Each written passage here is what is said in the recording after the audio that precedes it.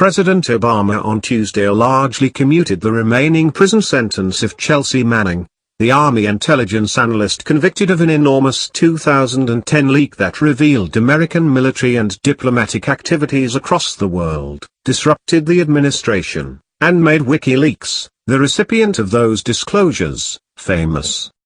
The decision by Mr. Obama rescued Miss Manning, who twice tried to commit suicide last year, from an uncertain future as a transgender woman incarcerated at the male military prison at Fort Leavenworth, Cannes. She has been jailed for nearly 7 years, and her 35-year sentence was by far the longest punishment ever imposed in the United States for a leak conviction.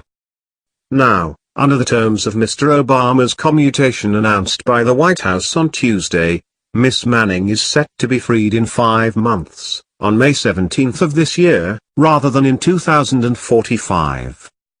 The commutation also relieved the Department of Defense of the difficult responsibility of her incarceration as she pushes for treatment for her gender dysphoria, including sex reassignment surgery, that the military has no experience providing.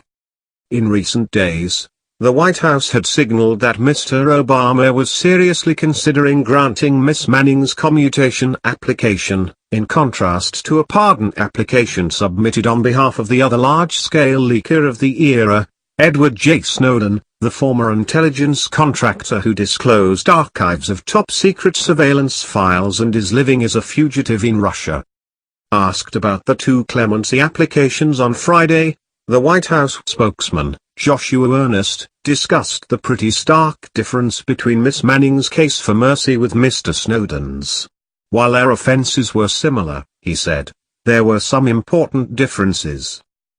Chelsea Manning is somebody who went through the military criminal justice process, was exposed to due process, was found guilty, was sentenced for her crimes, and she acknowledged wrongdoing, he said.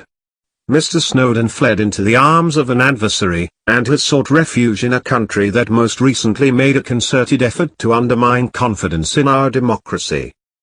He also noted that while the documents Miss Manning provided to WikiLeaks were damaging to national security, the ones Mr. Snowden disclosed were far more serious and far more dangerous. None of the documents Miss Manning disclosed were classified above the merely secret level. Thank you for watching. Please subscribe to us on YouTube. If you like, donate to us, visit home on the page PayPal.